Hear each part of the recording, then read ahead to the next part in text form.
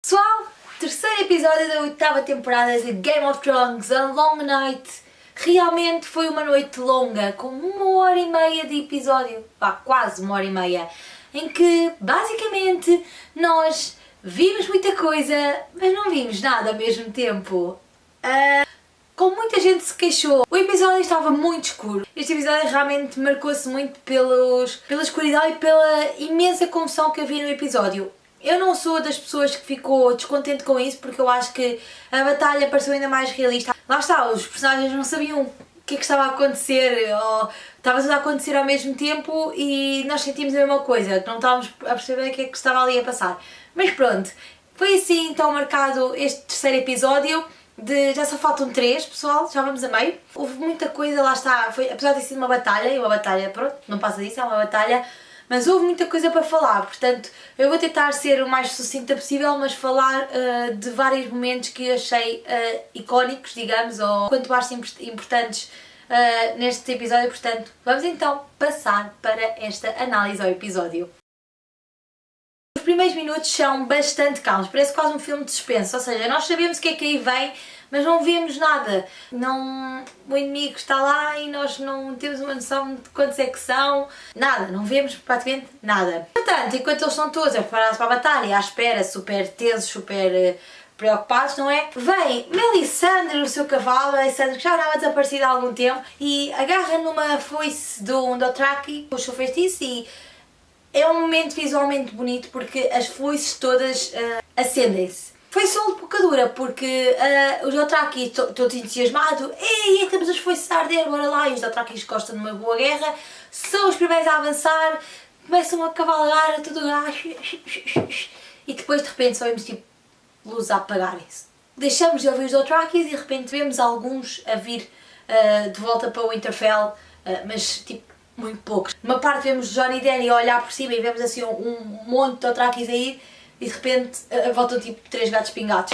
Portanto, por exemplo, volta Jorah, volta o Ghost e a Dany fica logo passada por as pessoas que a acompanharam desde sempre, principalmente os Dothrakis da primeira temporada, e logo a seguir vai ser o resto do pessoal a sofrer quando os mortos decidem aparecer do nada e criar imensa confusão e vemos todos a lutar pela sua sobrevivência. A Dany, claro, fica passada e agarra no Drogon e vai para baixo porque os mortos já chegaram e o Jon, apesar de estar concentrado no Night King, segue-a para ver se mandam aquelas chamas, que sempre vão dando alguma luz ao episódio, para mandar aquelas chamas também lindíssimas que nós vemos durante várias partes do episódio. Houve um pormenor que eu achei muito interessante antes, quando Melisandre chega, ela passa por Grey Worm e diz-lhe Valar Morghulis, e ao que ele responde Valar Dohaeris. Valar Morghulis significa All Men Must Die. E Valar Dohaeris, acho que estou a dizer bem, significa All Men Must Serve, que é basicamente o destino e a missão dos Unsullied, porque os Unsullied estão praticamente ali para servir e são um dos principais sacrificados ali, e é basicamente o destino deles, porque eles acabam todos por sofrer o mesmo destino nesta batalha contra os White Walkers, que já era mais ou menos o esperado, porque qualquer estratégia que eles iam ter ia acabar sempre quase da mesma maneira, portanto. Entretanto, Arya vê o caso mal parado, vê isto tudo a acontecer e manda logo a irmã para a cripta. Dá-lhe a sua faquinha, a sua adaga, e a Sansa diz, eu não sei utilizar isto. O que ela diz, stick 'em with the pointy end. Que foi o que o Jon lhe disse quando lhe deu a Needle. E isto são boas referências a temporadas anteriores. First lesson, stick 'em with the pointy end. O bom deste episódio foi que nós podíamos estar a ver só a batalha, mas nós vimos várias vertentes da batalha, ou seja, nós tínhamos os momentos mais confusos e mais atribulados fora do castelo, com os Unsullied, com os Dothrakis, com os White Walkers ali a dar tudo. Tínhamos pequenas imagens a acontecerem de todas as pessoas que nós conhecemos e que estimamos a lutarem contra os White Walkers e a tentar sobreviver, lá está. Temos os momentos nas criptas, que são as pessoas que não podem fazer nada, segundo a Sansa, que estão nas criptas e vemos os momentos, pronto, um bocado de desespero deles por lá estar, não conseguirem ajudar os outros e não conseguirem fazer a diferença. Temos também alguns momentos com Theon Greyjoy e Bran Stark que estão em Godswood. Theon ficou de proteger o Bran nesse sítio e está acompanhado de várias pessoas das Ilhas de Ferro. temos vários momentos então que vão nos ajudando a perceber o que é que está a acontecer e a ter uma lógica no episódio. Nestes últimos momentos, vemos Theon várias vezes a tentar pedir perdão ao Bran, e Bran também lhe diz uma coisa muito interessante, que é tudo o que ele fez até agora trouxe-o até onde ele está agora. Ele já tinha dito isto ao Jaime também, e é verdade, acho que todas as personagens estavam destinadas a estarem ali naquele momento, e tudo o que elas fizeram até aos dias de hoje acabou por os levar ali, e prova que nada acontece por acaso. É muito interessante o Bran dizer isto, mas depois ele dá uma naquela de bem, agora vou ter que ir embora, tchau, faz um orgzinho e vemos-lo entrar então nos corvos, e percebemos que o Night King e o Icy Viserion quiseram se juntar à festa e andam lá no ar, ali a voar, escondidinhos, e percebemos que pronto, realmente ele decidiu aparecer, e algumas teorias estavam erradas, tipo a minha. Há outro momento também muito interessante, que é o The Hound, interessante, fritar a pipoca, porque vê o fogo todo, só falta mesmo o milho para fazer ali um snack, e ele está tão coisa que o Beric tem que chegar lá e dizer assim, então bora, precisamos de ti, e ele fica tipo, não percebes, nós não conseguimos derrotar a morte, não sei o quê. E ele diz, vira-se para a Arya, que está tipo, de repente começou a dar tudo, e com a sua nova arma ali, começou mesmo ali a dar uma de badass, e ele vira-se para ele e diz assim, diz-lhe isso. É muito interessante este pormenor, mas já vos explico mais à frente, porque é o final do episódio, que quem já viu percebe, portanto. Entretanto, tivemos a nossa primeira vítima das personagens que conhecemos melhor, para além de todas as pessoas, pronto, que foram de vela, não é?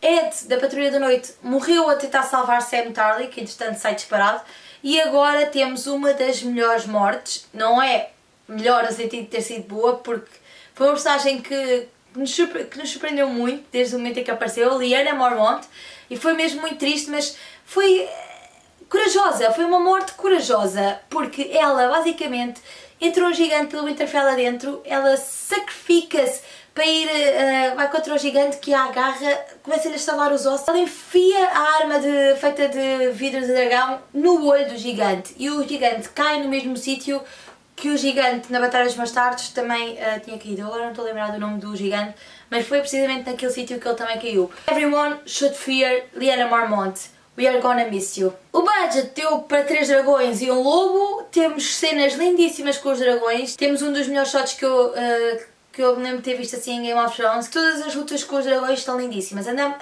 Só que depois temos aquelas coisas, que é andamos não sei quantas temporadas a pedir para ver mais dragões, e depois quando temos estas cenas toda a gente se queixa. Portanto, eu cá gostei. Eu gosto sempre de ver uma boa cena com dragões, especialmente eles andarem ali ao fight com o Viserion e com o Night King, não é? Já vamos a meio do episódio e continuamos a aumentar a lista dos abatidos. Desta vez Beric Dondarrion, que morre para poder salvar a Arya, e ao que depois a Melisandre lhe diz que ele foi ressuscitado por um motivo e que tinha acabado de o cumprir. Ou seja, era suposto então Beric salvar a Arya.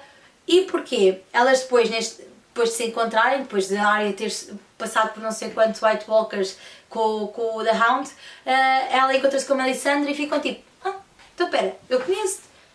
E vamos então fazer uma viagenzinha à terceira temporada, quando Melisandre lhe diz que ela tinha trevas dentro dela e que ia fechar olhos castanhos, olhos verdes, uma mega pausa, e olhos azuis.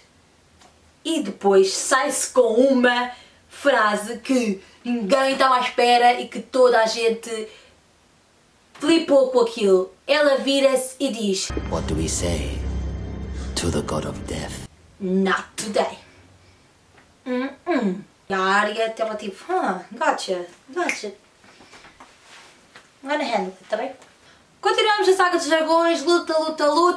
Night King acaba por cair e a Dany vai lá, vê o Night King sozinho e manda-lhe o maior Dracarys que já disse em 8 temporadas. Um Dracarys que tipo dura para aí uns 10 segundos, não sei, não contei, mas que ela fica tipo, e aí agora? E de repente vemos o Night King a sair ileso e a fazer aquele sorriso como diz, Are you messing with me? Tipo, bom. Eu decidi toda uma teoria ali e disse assim, este gajo só pode ser Targaryen, como é que ele não arde? E depois pensei só, logo, é o Night King, portanto já percebemos que o homem não ia morrer assim tão facilmente.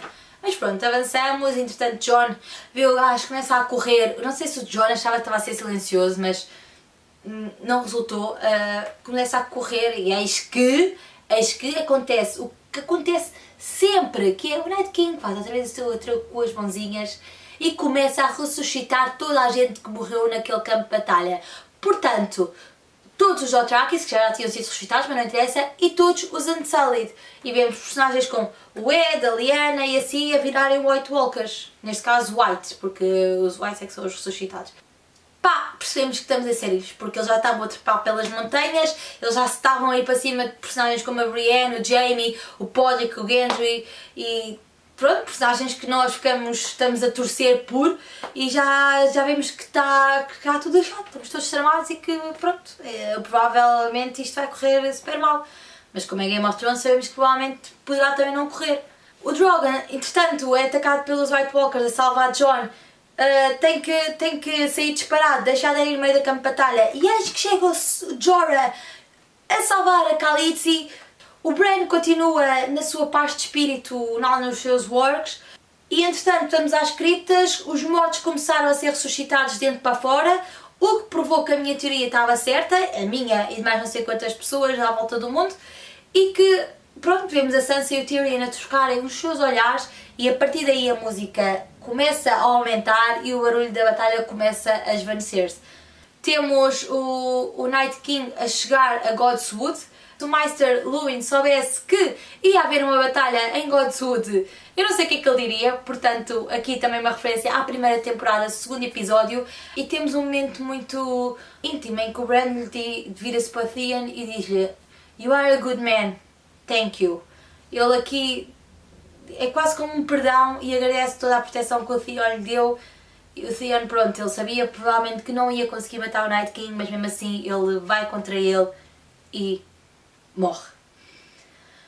Acho que o Theon conseguiu redimir-se aqui de todo o mal que se calhar fez e mostrou que no final de tudo ele realmente era um bom homem. Foi uma das mortes mais simbólicas e impactantes deste episódio, eu acho, para mim, na minha opinião. Também vemos coisas como o Jon Snow estar a lutar, como eu já disse, e a passar por personagens amigas dele, como o Sam, e não o salvar porque lá já estava tão focado nisso. E ao mesmo tempo que vemos isso, temos o Night King a aproximar-se cada vez mais do Bran, num momento super tenso, e depois acontece o inesperado.